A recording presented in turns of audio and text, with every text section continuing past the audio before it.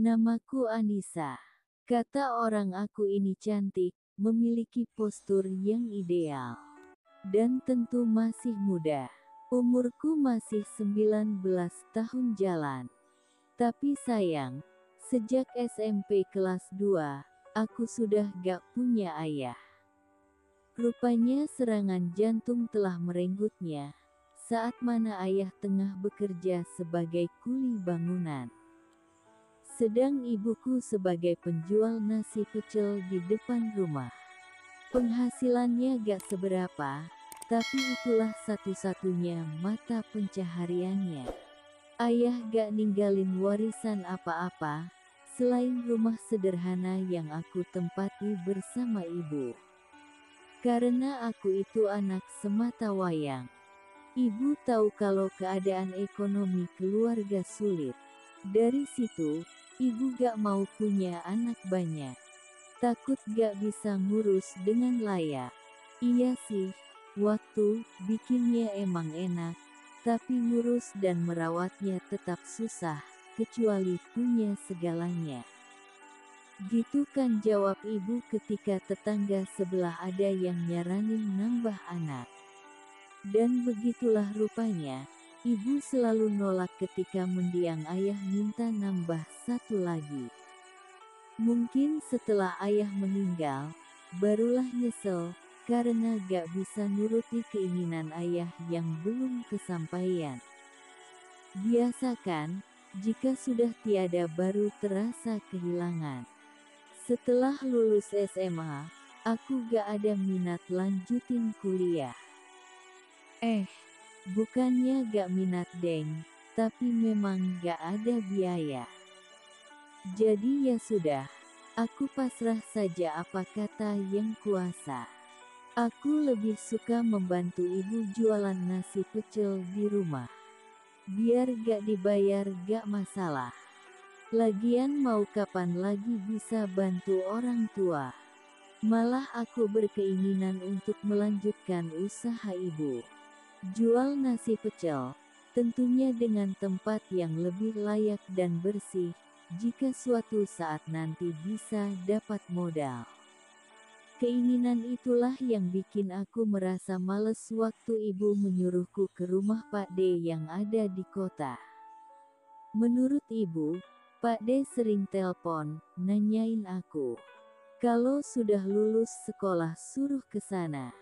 Karena Pak D punya usaha kerupuk dan sedang butuh karyawan. Kan yang saudara kita itu Bude Bu. Bukan Pak D. Kilahku beralasan sekedar untuk menolak permintaannya. Lia emang. Bude Marni itu bakyunya ibu. Tapi sama saja toh. Kayak gitu kan jelas ibu. Ibu itu bukannya nyuruh kamu kerja biar dapat duit. Tapi biar kamu cari pengalaman. Kalau toh akhirnya kamu dapat duit, kan bisa buat modal untuk besarin warung ibu toh. Gitu kan ucap ibu. Ucapan ibu itulah rupanya yang merubah pikiranku. Aku emang sedang mikirin modal untuk besarin usaha ibu. Dan singkat cerita, beberapa hari setelah dapat motivasi itu, aku berangkat ke rumah Pak Dendaru di kota. Setelah menempuh perjalanan 5 jam naik travel pada akhirnya aku sampai ke rumah Pak D juga. Aku sempat kagum melihat keadaan rumah Pak Dendaru yang besar dan mewah. Percaya gak percaya kalau ternyata ibu punya saudara yang kaya raya. Aku langsung disambut Bude Marni dan Pak Dendaru dengan riang gembira. Maklum, Bude Marni itu hanya punya satu saudara kandung, tidak lain ya ibuku itu. Kata Bude, kedatanganku cukup mengobati rasa kangen sama adiknya. Karena aku mirip sekali dengan adiknya. Gitu kan kata yang terucap dari Bude Marni. Tapi beda Bude Marni beda pula dengan Pak Dendaru. Pak Dendaru emang nampak senang. Juga ikut tersenyum. Tapi terlihat bukan senang yang tulus, Kayaknya seperti ada sesuatu yang ditahan dan disembunyikan.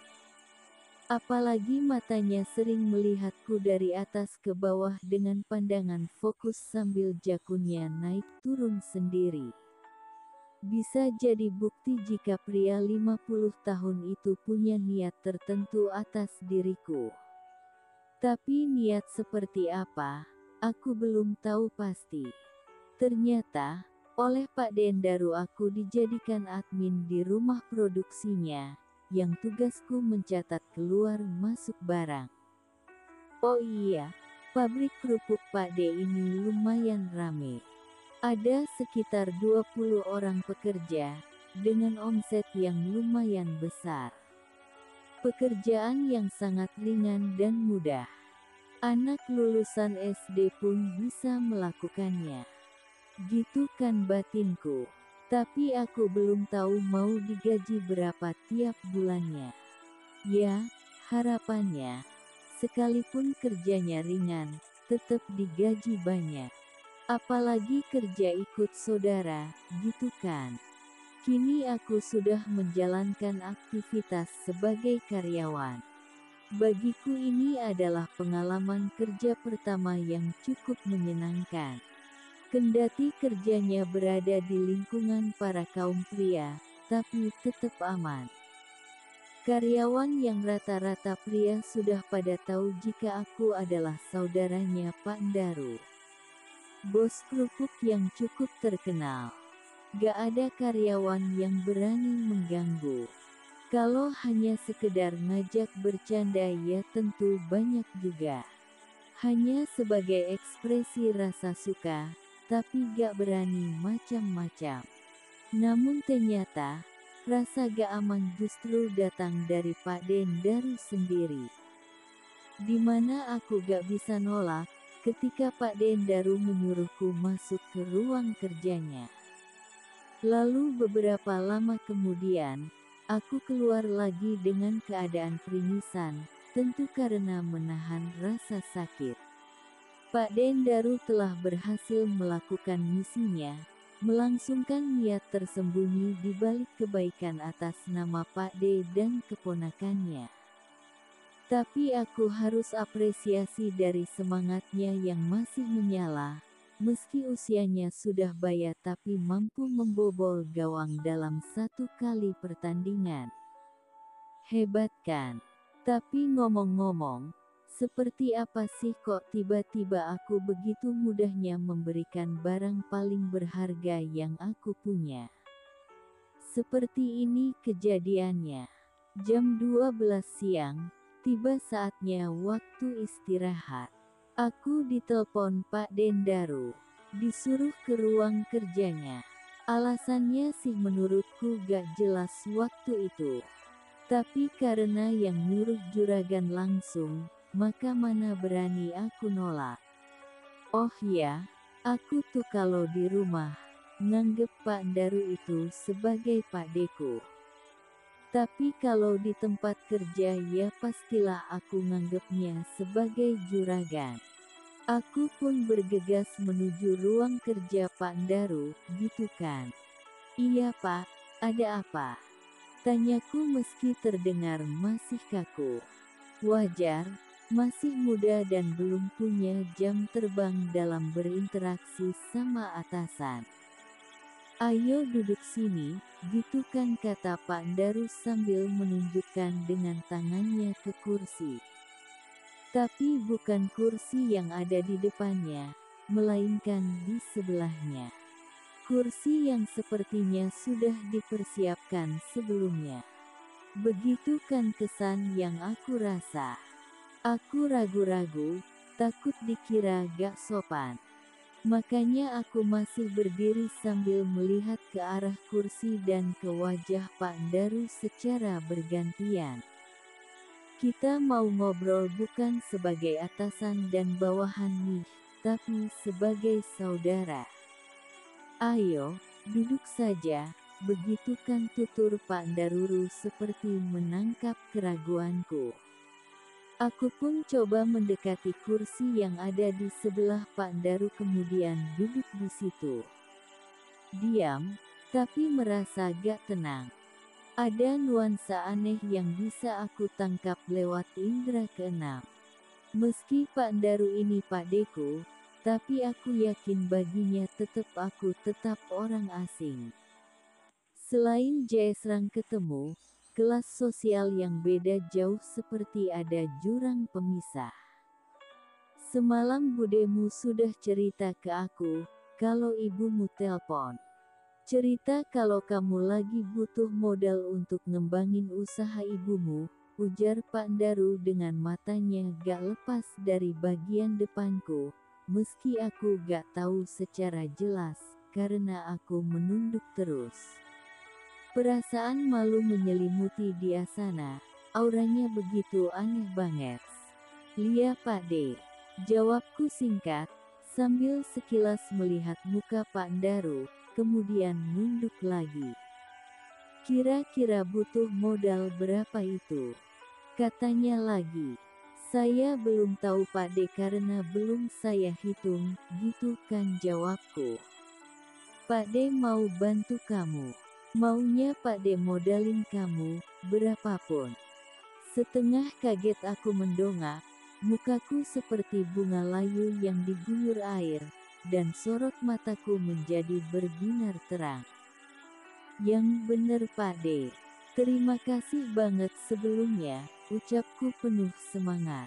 Nanti kalau sudah jalan hutangnya pasti saya cicil Pak De, kataku lagi. Loh kok hutang? Ini Pak De kasih cuma-cuma toh. Gak perlu mikir cicilan segala nih, kan sudah Pak De siapin. Berkata begitu sambil Pak Daru menarik laci meja kerjanya. Maka tampaklah olehku 2 gepok uang kertas di sana. Aku terkesima melihatnya. Karena seumur-umur baru kali ini aku melihat uang sebanyak itu. Maksud Pak De gimana? Gitu kan tanyaku belum mudeng. Pak Daru gak memberi jawaban langsung. Tapi malah menggeser kursi putarnya hingga idih dekat ke aku. Lalu tiba-tiba meraih tanganku, kemudian diangkat dan diarahkan ke mukanya, lalu, cuks. Aku terperanjat kaget setengah hidup. Sungguh gak nyangka Pak Daru akan lakukan itu kepadaku, kepada ponakannya sendiri. Belum habis rasa kagetku, lalu dengan agak kasar, ia menarik tanganku. Aku coba sedikit menggeser kursiku untuk menjauh dari sebelahnya. Tapi Pak Daru kembali menggeser kursinya hingga kembali menempelku. Kembali lagi ia menangkap tanganku. Aku berusaha menariknya lagi, tapi sudah gak bisa. Ia kuat sekali memegangnya. Kamu mau modal gak sih? Katanya sedikit keras. Ya maulah Pak De. Tapi harus mau layanin Pak De. Tapi saya takut Pak De, ucapku yang sudah mulai bergetar. Emangnya takut kenapa? Ya takut saja, karena saya belum pernah lakuin yang macem-macem. Itulah makanya harus dicoba. Dan setelah itu tak kasih modal yang banyak, kayak gitu kan janjinya. Tapi aku gak bisa nerusin ucapan. Saat ini perasaan takut, bingung, dan galau bercokol di benakku. Duh, apa yang harus kulakukan? Pikiranku mengembara kemana-mana. Kamu kenapa sih? Tanya Pak De. Saya sudah punya pacar, jawabku untuk melabuhi. Pak Daru gak komen lagi. Kira-kira dia sudah gak tahan melihat barang bagus di dekatnya. Dia pikir, aku ini akan ngikuti semua kemauannya, mau seenak-enaknya saja kepada gadis desa yang terkesan lugu. Tapi, gak ngangka jika Pak Daru dengan cepatnya mendekapku kemudian menutup embulutku dengan embulutnya, sampai terasa sesak dan susah bernafas. Mulanya aku berontak dan melakukan perlawanan. Enak aja tiba-tiba minta yang kusimpan rapat-rapat selama ini, kayak gitu kan kata hatiku. Namun, ada yang kurasa aneh. Makin lama aku diam. Bukannya aku sudah gak mampu melakukan perlawanan, tetapi ada rasa yang menyentak otakku, nuansanya seperti mau terbang gitu. Sejak itulah Pak Daru makin semangat, dengan begitu leluasanya mengeksplore tambang emas, hingga harus kurelakan semua yang kumiliki di jamaah dan di jaraah. Saat itu sudah gak bisa berpikir panjang, kecuali berpikir uang 2 gebok yang ada di dalam laci terus mengiang-ngiang di telingaku. Karena hanya itulah yang bisa menjadikan impianku makin dekat untuk bisa aku wujudkan. Dan sejam kemudian semuanya baru selesai. Nampak Pak Daru senang dengan wajah yang berseri-seri. Sebaliknya, aku yang malah menangis. Kesadaranku sudah pulih kembali, dan bisa menyesali semua yang telah terjadi. Menyesal, bukan saja meratapi barangku yang sudah tak bisa kembali, tetapi bagaimana nasib hubunganku dengan Mas Ajib sopir angkot di desaku. Khawatir jika dia akan kecewa atas yang aku alami. Kemudian aku menangis lagi, bahkan Pak Daru sampai terlihat cemas melihatku. Dia langsung menyerahkan uang 2 gebok dari laci biar aku tak melanjutkan tangisku. Padahal tangisku kali ini bukan karena menyesal sudah melakukan sama Pak Daru, melainkan karena muncul rasa wenak-wenak sahid, gitu kan. Nyeselku juga karena kemarin-kemarin aku selalu nolak sewaktu Mas Ajib ngajak. Kalau ngerti akhirnya begini, pasti semuanya akan aku berikan, daripada harus diambil orang. Sudah orangnya bandot tua, Pak Deku pula. Malu-maluin saja. Gitu kan ngomelku dalam hati. Tapi bagaimana lagi semuanya sudah terjadi, dan tak mungkin bisa kembali utuh seperti sedia kala. Tapi kalau tidak begitu mana bisa aku dapat modal untuk mengembangkan usaha, sekaligus pada akhirnya bisa membahagiakan ibuku. Dengan modal yang kudapat itu, aku izin Bude Marni untuk kembali pulang, dengan alasan kasihan ibu gak ada yang bantu. Padahal sebenarnya yang terpenting aku menghindari dan menjauh dari Pak Daru, yang aku yakin pada kesempatan lain pasti minta mengulang dan mengulang lagi. Kini aku sudah kumpul ibu lagi. Aku langsung tancap gas mewujudkan impianku punya warung yang representatif meski hanya sederhana, tapi yang penting ibu senang. Demikian pula Mas Ajib, setelah aku sampaikan apa yang terjadi pada diriku, dia tetap mau menerimaku, asal gak akan diulang lagi. Begitu kan katanya. Begitulah sekelumit kisah hidupku, semoga teman-teman bisa menyaring isinya. Bisa menjadi pelajaran hidup. Buanglah yang tidak pantas, ambil sisi positifnya jika dirasa memang ada. Sekian dan terima kasih.